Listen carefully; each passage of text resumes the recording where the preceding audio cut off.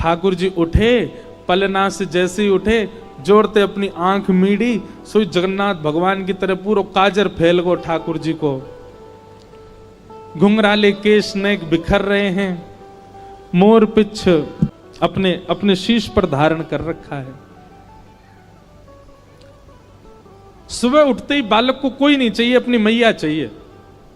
मैया कहाँ है, मैया पास जाऊंगो, मैया पास जाऊंगो।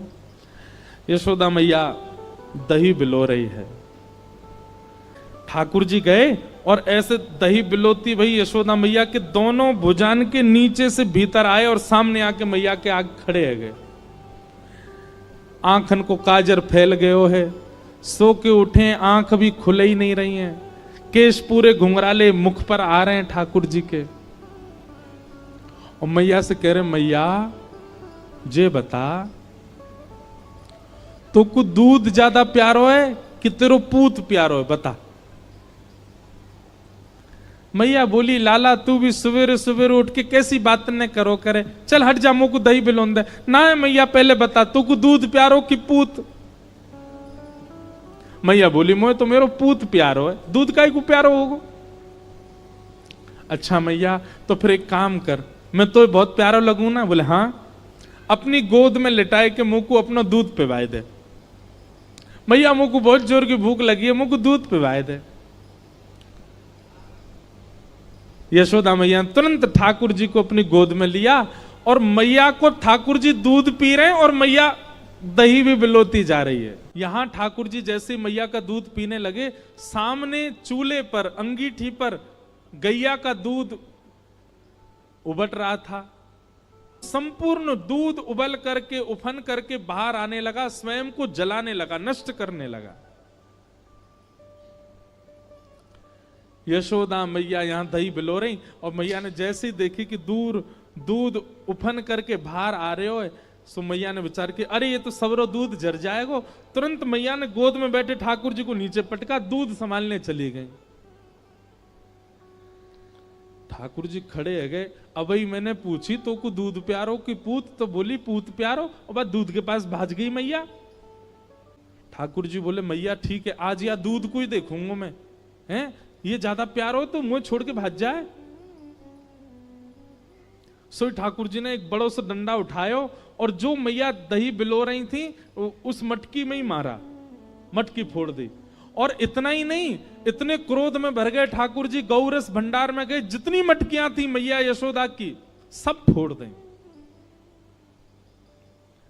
यशोदा मैया ने दूध संभाला और संभाल करके पीछे मुड़ करके देखा तो मां दही की हंडी फूटी पड़ी है और सबरे मटका फूट रहे हैं और लाला उछल उछल करके सबरे मटकान को फोड़ तो जा रहा है। यशोदा मैया बोली, लाला बिगड़ गयो, आज मैंने लाला को यदि दंड नहीं दियो तो बहुत बिगड़ जाएगा। यशोदा मैया ने तुरंत अपनो पल्लू खोस करके और एक छड़ी उठाई, बोले रुक जा दारी के तो बताऊं मैं। और मैया जैसी छड़ी लेकर के भागी हैं पीछे, आगे आगे ठाकुर जी भाग रहे हैं चौकड़ी मार करके, और मतलब ऐसे भाग रहे हैं मानो जैसे पीछे कोई शेर पड़ गयो हो। अब यशोदा मैया तो बेचारी 80 बरस की, फिर भी पीछे दौड़ रही हैं और ठाकुर जी चौकड़ी मार के यहां थे वहां कूदते कादते भय दौड़ रहे हैं।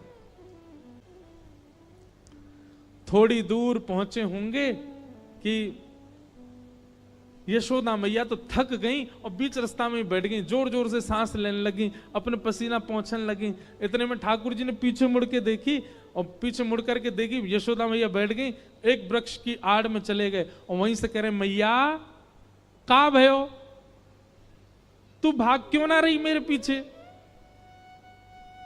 यशोदा मैया बोली, लाला मैं थक गई हूं ना, अब बूढ़ो बड़ो शरीर है, तू इतना दौड़ावे मुंह को, अब मैं हार गई हूं।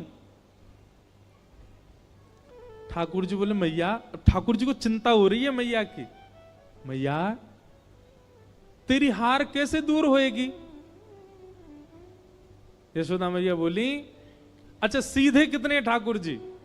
यशोदा मैया बोली, मेरो लाला दौड़ के आवेगो और आके मुंह को अपने अंक में भर लेगो, सोई मेरी हार दूर रह जाएगी। सो ठाकुर जी एक बार तो दौड़े मैया की ओर और दौड़ के फिर रुक गए। मैया बोली, कहां भयो लाला, आजा। बोले ना है मैया, मैं ना आऊंगा।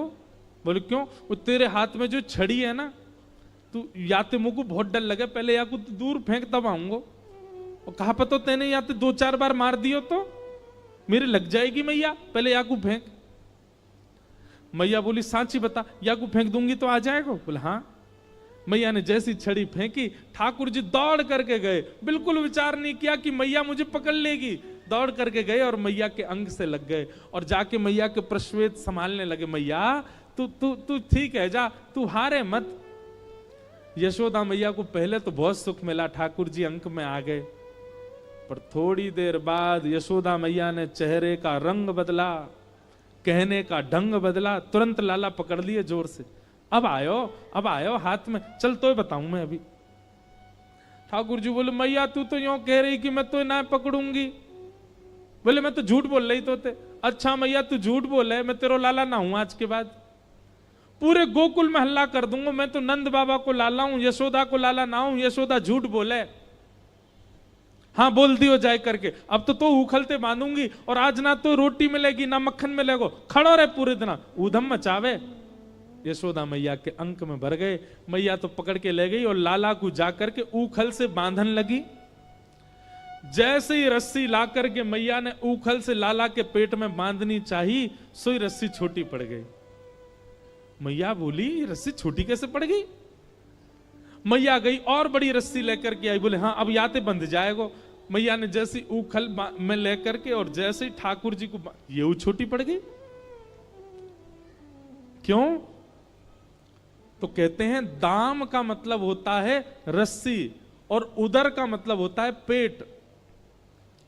ठाकुर जी सारी रस्सी को अपने पेट में भरते जा रहे हैं, इसीलिए उनका नाम पड़ गया दामोदर।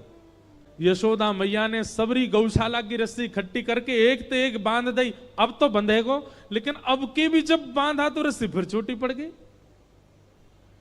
यशोदा मैया एक क्षण आश्चर्यचकित होकर के ठाकुर जी की ओर देखने लगी। इतनी बड़ी रस्सी लेके आई, ये छोटी कैसे पड़ गई? और यशोदा मैया के चित्त में अचानक भाव उत्पन्न होने लगा। गर्गाचार्य जी कह के गए थे नारायण समो गुण, पर कहीं ये नारायण ही तो नहीं है, क्योंकि परमात्मा ही किसी बंधन में नहीं आ सकता। सामने खड़े भगवान ने जैसे ही देखा कि मैया मोकू भगवान मान रही है, सोई ठाकुर जी ने कही मैया और कितनी जोर से बांधेगी, देख मैं तो बंध गो। तभी मैया देखती है कि वो रस्सी पूरी बंध गई और गांठ लग गई ठाकुर जी को, बंध गए ठाकुर जी।